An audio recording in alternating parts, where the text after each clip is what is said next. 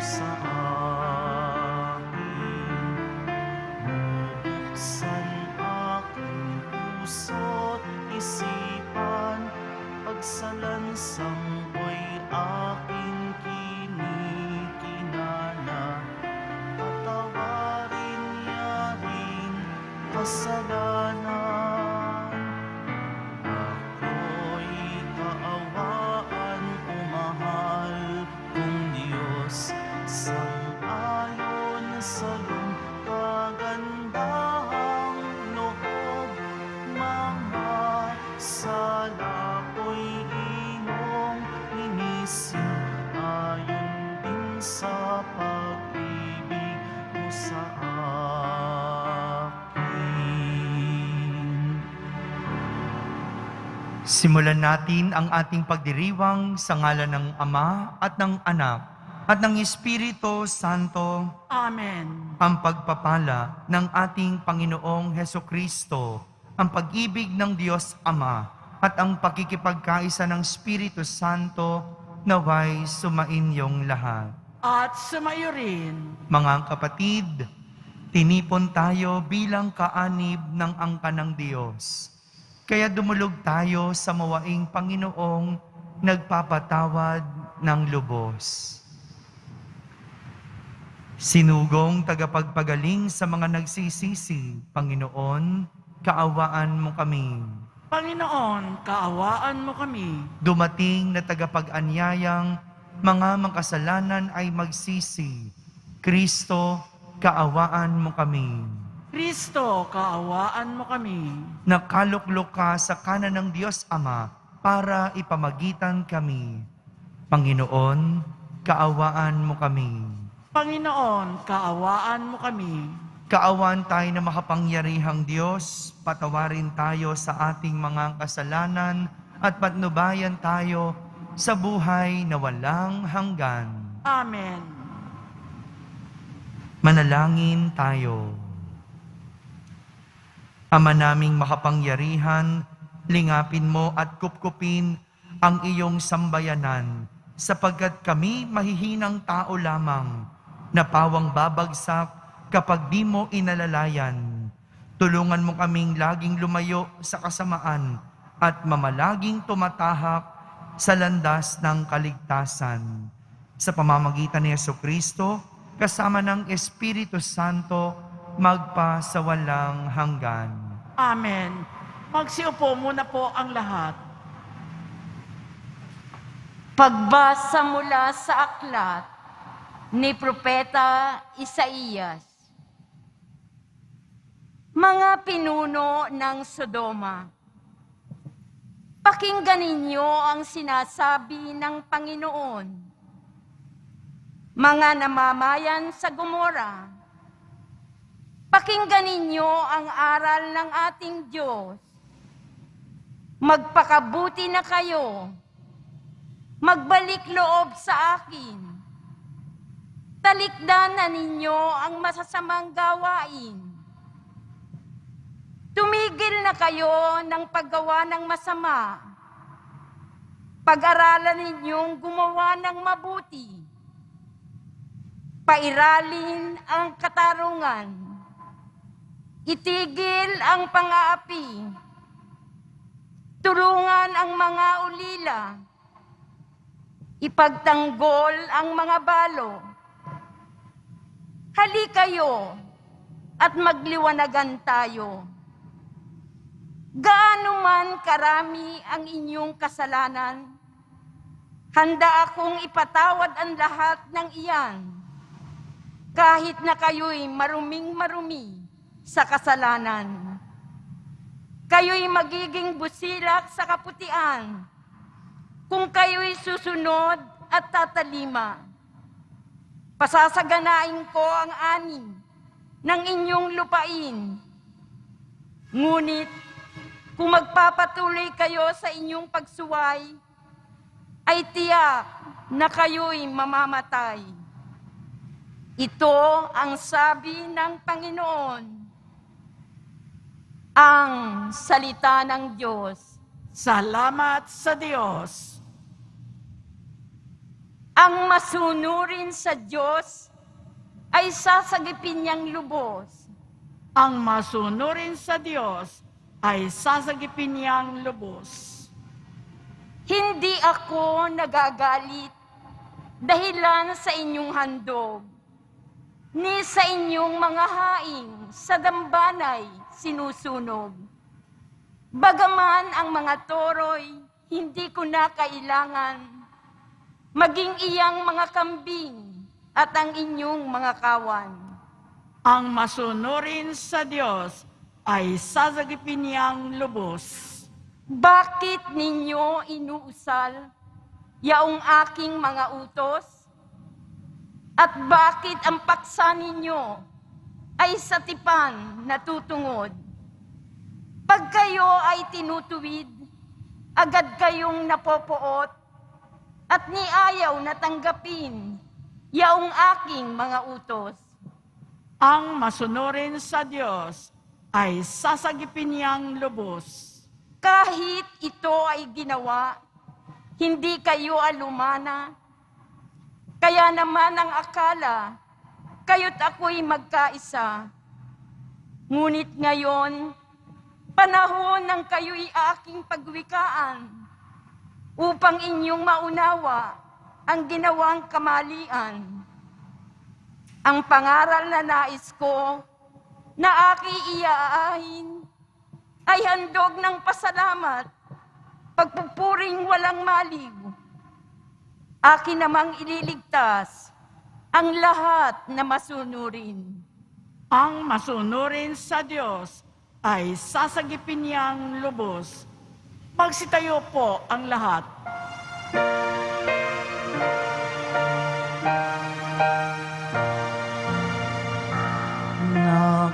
Nagpupuri kami sa'yo, Panginoong Jesucristo. Nagpupuri kami sa'yo, Panginoong Jesucristo. Sinabi ng poong mahal, kasamaan ay layuan, kasalanay pagsisihan. Kayo ay magbagong buhay, magbalik loob na tunay. Nagpupuri kami sa'yo, Panginoong Jesucristo. Sumainyo ang Panginoon. At sumayo rin Ang mabuting balita ng Panginoon ayon kay San Mateo. papuri sa iyo, Panginoon.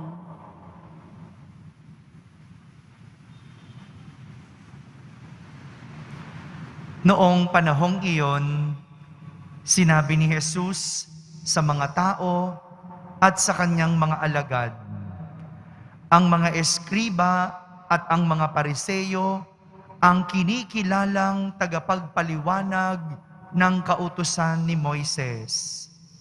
Kaya't gawin ninyo ang itinuturo nila at sundin ang kanilang iniutos. Ngunit huwag ninyong tularan ang kanilang gawa, sapagkat hindi nila isinasagawa ang kanilang ipinangangaral. Nagbibigkis sila ng mabibigat na dalahin at ipinapapasan sa mga tao. Ngunit ni daliri ay ayaw nilang igalaw upang tumulong sa pagdadala ng mga iyon. Pawang pakitang tao ang kanilang mga gawa. Nilalaparan nila ang kanilang mga pilakterya at hinahabaan ang palawit sa laylayan ng kanilang mga damit. Ang ibig nila'y ang mga upuang pandangal sa mga piging at mga tanging luklukan sa mga sinagoga. Ang ibig nila'y pagpugayan sila sa mga liwasang bayan at tawaging guro. Ngunit kayo, huwag kayong patawag na guro, sapagkat iisa ang inyong guro, at kayong lahat ay magkakapatid. At huwag ninyong tawaging ama ang sinumang tao sa lupa, sapagkat iisa ang inyong ama, ang amang nasa langit. Huwag kayong patawag na tagapagturo, sapagkat iisa ang inyong tagapagturo, ang Mesiyas. Ang pinakadakila sa inyo ay dapat maging lingkod ninyo. Ang nagpapakataas ay ibababa, at ang nagpapakababa ay itataas. Mga kapatid, ang mabuting balita ng Panginoon. Pinupuri ka namin, Panginoong Heso Kristo. Magsiupo po ang lahat. Isang magandang araw po sa inyong lahat. Kilala ang mga Pariseo at ang mga eskriba sa pagiging dalubhasa sa batas ng Diyos. Sila yung mga guro o tagapagturo ng batas. Kaya naman, kabisado nila ang mga ito. Walang duda doon. Kaya naman, kinikilala ni Jesus ang kanilang galing at ang kanilang runong. Kaya nasabi ni Jesus sa kanyang mga alagad at sa mga tao, gawin ninyo ang tinuturo nila at sundin ang kanilang iniutos. Gawin at sundin ang kanilang iniutos. Tama naman kasi ang kanilang tinuturo. Maganda naman kasi ang kanilang sinasabi. Mabuti naman kasi ang mga naririnig mula sa kanila. Kaya sabi ni Jesus, sundin at gawin ang kanilang tinuturo. Ngunit kung ano ang bilib ni Jesus sa kanilang galing at mga tinuturo, kabaliktaran naman ito sa kanilang ginagawa. Dahil ang sinabi ni Jesus, huwag ninyong tularan ang kanilang gawa, sapagkat hindi nila isinasagawa ang kanilang ipinangangaral. Ito ang pahabol na babala ni Jesus sa kanyang mga alagad at sa mga tao. Bagamat kilala ng lahat ang ginagawang panlabas ng mga Pariseo at eskriba, si Jesus, kilala ang kanilang puso at kalooban. Magaling man sila sa pananalita, ang kanila namang kalooban ay hindi tugma. Ito po ang nais bigyang diin ni Jesus sa ating ebanghelyo, na ang salita at gawa ay dapat magkatugma. Dahil kung hindi, nagpapakita lang ito ng kasinungalingan at pagpapanggap. Kapag hindi tugma ang salita at gawa, nagpapakita ito ng kasinungalingan at pagpapanggap. Dalawa ang pwedeng mawala sa isang tao kapag hindi tugma ang salita at ang gawa. Una, nawawala ang kredibilidad. May credibility ang isang tao kapag ang kanyang sinasabi ay nakikita sa kanyang mga ginagawa. Ngunit nasisira ang kredibilidad kapag magkaiba ang salita sa gawa. Pangalawang nawawala, tiwala. Mahirap pagkatiwalaan kung hindi tugma ang salita sa nakikitang ginagawa. Sa panahon ngayon ng kampanya, maririnig natin ang kabi-kabilang pagpapahayag ng mga mabubulaklak na salita. Okay naman yon. Kung may plano para sa ating bansa, maganda yon. Kung mayroong pangarap ang isang politiko, maganda yon. Lalo na kung para sa ikabubuti ng mga tao, maganda ang naririnig natin. Ngunit, kailangan nating maging matalas. Matalas sa pagtanggap ng kanilang mga sinasabi para hindi ito maiwan sa panloloko. Kailangan natin hindi lang taong may isang salita, kundi higit sa lahat, makikita ang salita sa gawa. Ito yung pagkakatiwalaan. Ito yung taong may kredibilidad para sa atin. Ang salita, nakikita sa gawa. Ganon din kahit sa ating mga sarili. Naway ang ating mga pinapahayag, ang ating mga sinasabi ay naipapakita sa gawa. Hindi lang puro ngawa. Dahil kapag ang salita ay tugma sa gawa, naipapakita natin ang katotohanan. Mga kapatid, ang hamon sa atin, naway ang ating mga salita at gawa ay laging magkatugma. Amen.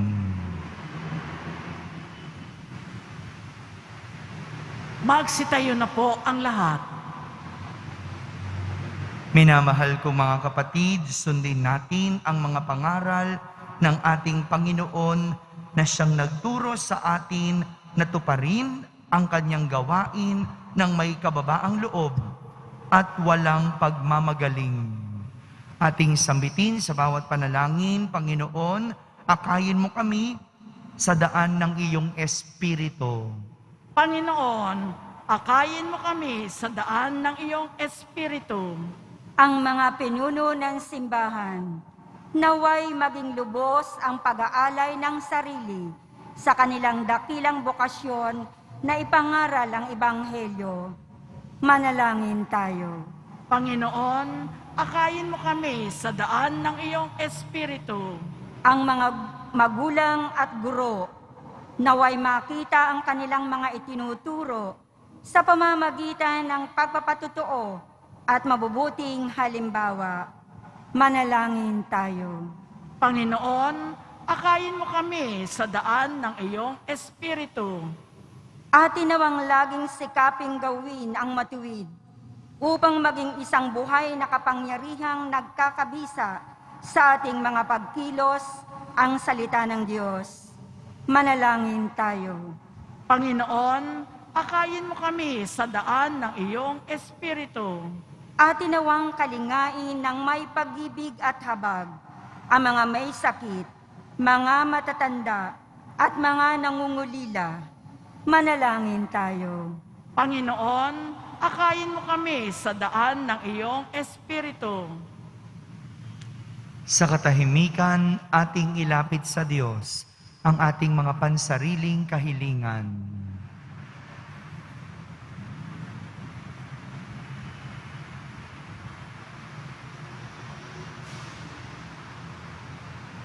Manalangin tayo. Panginoon, akayin mo kami sa daan ng iyong Espiritu. Ama naming nasa langit, palalimin mo ang aming pananampalataya upang lumago kami sa iyong pag-ibig. Hinihiling namin ito sa pamamagitan ni Kristo na aming Panginoon. Amen. Magsiupo ang lahat.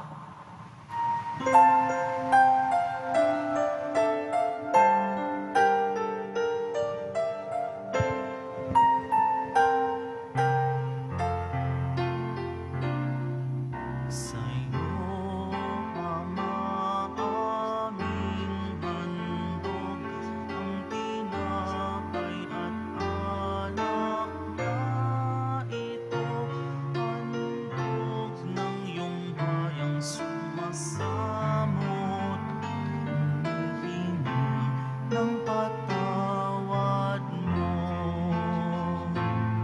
sa pagsunod sa utos mo.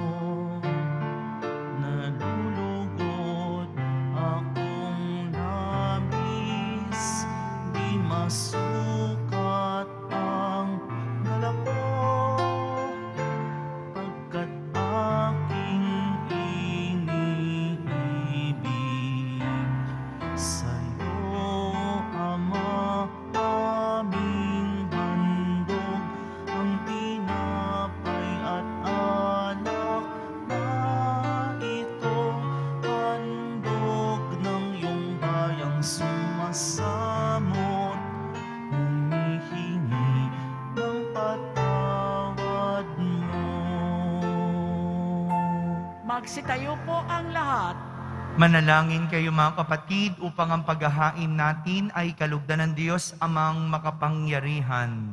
Tanggapin nawa ng Panginoon itong paghahain sa iyong mga kamay sa kapurihan niya at karangalan sa ating kapakinabangan at sa buong sambayanan niyang banal. Ama naming lumikha, kalugdan mo at gawing banal ang paghahaing aming ipinagdiriwang sa ikapagpapatawad ng mga kasalanan at sa ikapapakinabang namin sa pagpapalang iyong bigay sa pamamagitan ni Jesucristo kasama ng Espiritu Santo magpa sa walang hanggan. Amen. Sumainyo ang Panginoon. At sumayo rin. Itaas sa Diyos ang inyong puso at diwa. Itinaas na namin sa Panginoon. Pasalamatan natin ang Panginoong ating Diyos. Marapat na siya ay pasalamatan. Ama naming makapangyarihan, tunay ngang marapat na ikaw ay aming pasalamatan sa pamamagitan ni Jesucristo na aming Panginoon. Minarapat mong ang pagtitiis para sa naghihirap ay maging tagapagpahiwatig ng pasasalamat na aming inihahain ngayon sa iyong hapag. Ang iyong anak ay ulirang tagabigay ng pagsasaluhan sa mga nagugutom at mga nauuhaw. Sa pagsunod namin sa giliw mong anak, ang pagkamauwain mo ay aming ginaganap upang ang pag-iimbot ay mapawing lahat sa aming pag-uugali at gawaing binabala.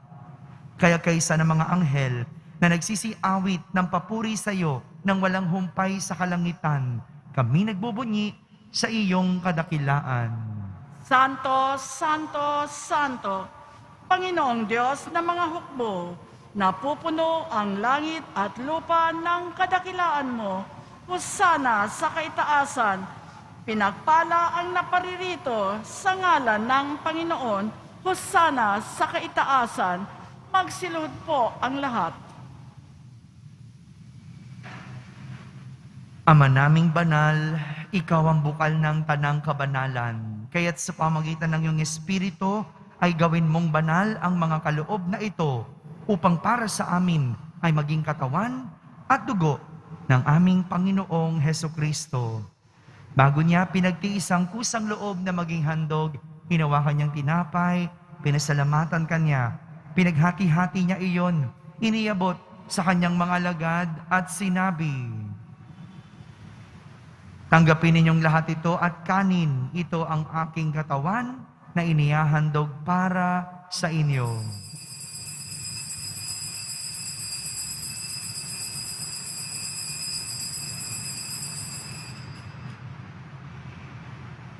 Gayon din naman, nung matapos ang hapunan, hinawakan niyang kalis, muli kanyang pinasalamatan. Iniabot niya ang kalis sa kanyang mga alagad at sinabi, "Tanggapin ninyong lahat ito at inumin. Ito ang kalis ng aking dugo, ng bago at walang hanggang tipan. Ang aking dugo na ibubuhos para sa inyo at para sa lahat, sa ikapagpapatawad ng mga kasalanan. Gawin ninyo ito sa pag-alaala sa akin.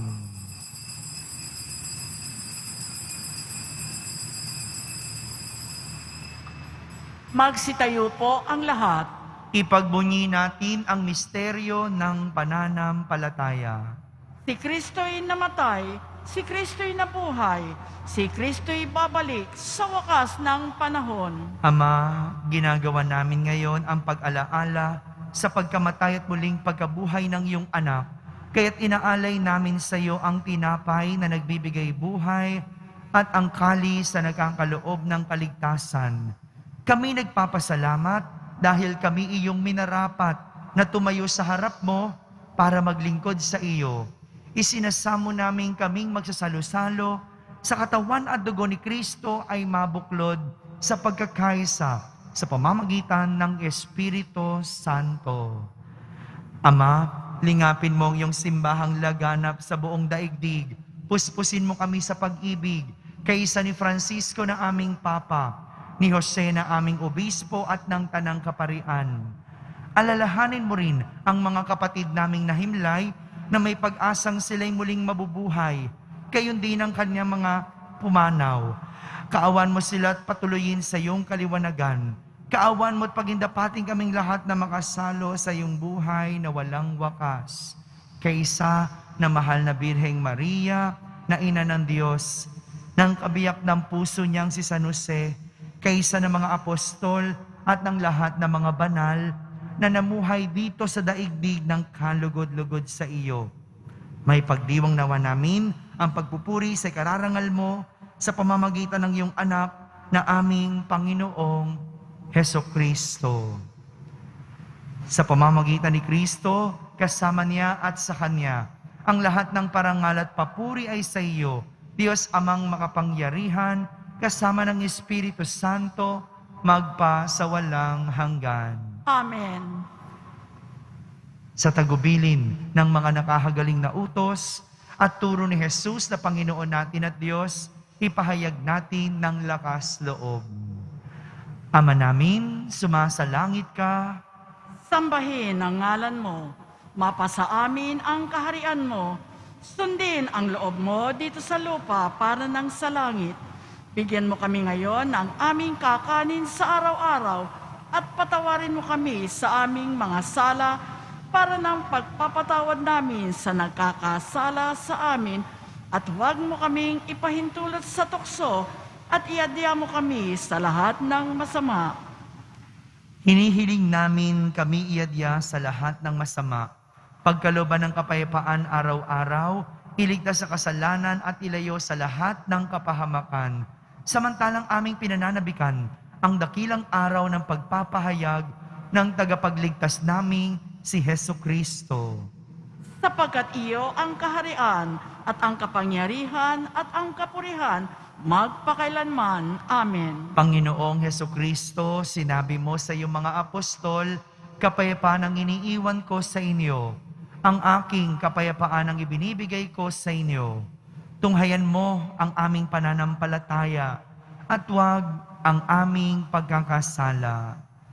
Pagkalooban mo kami ng kapayapaan at pagkakaisa ayon sa iyong kalooban, kasama ng Espiritu Santo, magpa sa walang hanggan. Amen. Ang kapayapaan ng Panginoon ay laging sumainyo.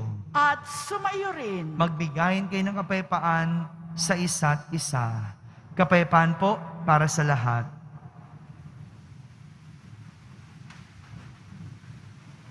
Kordero ng Diyos na nag-aalis ng mga kasalanan ng sanlibutan, maawa ka sa amin.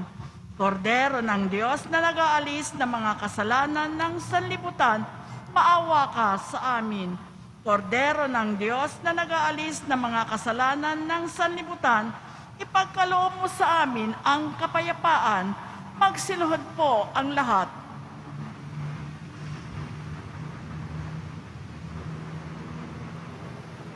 Ito ang kordero ng Diyos. Itong nag-aalis ng mga kasalanan ng sanlibutan. Mapalad ang mga inaaniyahan sa kaniyang piging. Panginoon, hindi ako karapat-dapat na magpatuloy sa iyo, ngunit sa isang salita mo lamang ay gagaling na ako. Ang katawan ni Kristo, Amen.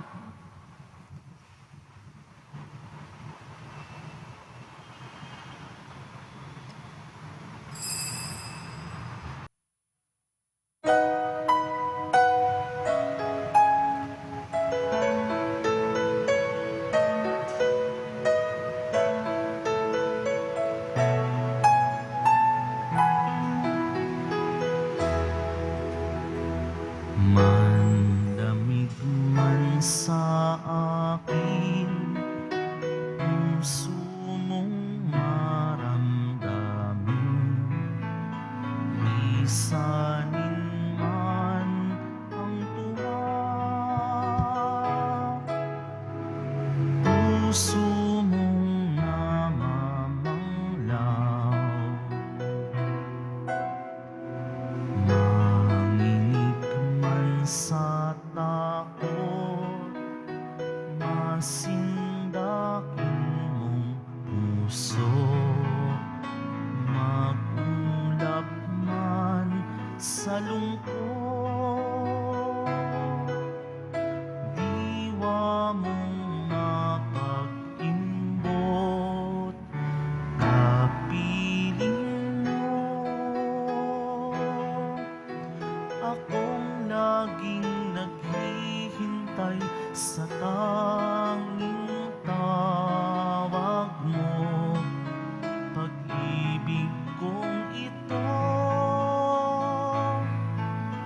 isang pananabik sa puso ko.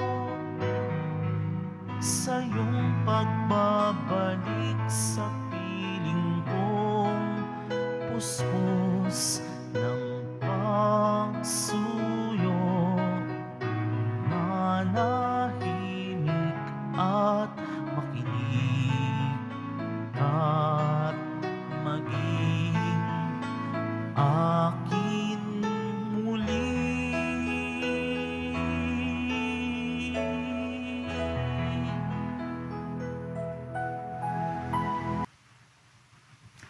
Ama naming mapagmahal, sa aming banal na pagsasalong ito, katapatan sa pamumuhay nami dagdagan mo, at tulungan mo kami mamalaging kalugod-lugod sa iyo. Sa pamamagitan ni Jesucristo, kasama ng Espiritu Santo, magpa sa walang hanggan. Amen. Sumainyo ang Panginoon. At sumayo rin. Pagbabasbas ng Poong Yesus Nazareno. Mahal na Poong Yesus Nazareno, inihayag mo sa pamamagitan ng krus ang walang maliw na pag-ibig ng Diyos sa sangkatauhan. Pakinggan mo ang kahilingan ng iyong angkan na nagsusumamo sa iyo. Makamtanawan nila ang inyong katugunan at tanggapin ang kasagutan na may utang na loob na tinatanaw. Basbasan din po ninyo ang lahat ng may dalang imahen at dasalan. Sa pamamagitan ng bendisyon na ito, naway maalala nila ang mga pangako nila noon sa binyag na ikaw ang kanilang iibigin at paglilingkuran bilang Panginoon magpa sa walang hanggan. Amen. At pagpalain kayo ng makapangyarihang Diyos, Ama, Anak, at Espiritu Santo. Amen. Tapos na po ang ating pagdiriwang, humaiking taglay ang pag-ibig at kapayapaan ng Poong Jesus Nazareno.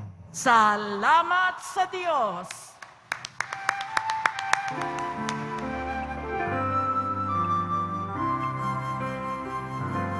Nuestro Padre Jesus Nazareno, sinasamba ka namin, pinipintuho ka namin, aral mo ang aming buhay at kaligtasan. Nuestro Padre Jesus Nazareno, iligtas mo kami sa kasalanan. Ang krus krus mong kinamatayan ay sagisag ng aming kaligtasan. Nuestro Padre Jesus Nazareno, dinarangal ka namin. Nuestro Padre Jesus Nazareno, niluluwalhati ka namin. Nuestro Padre Jesus Nazareno,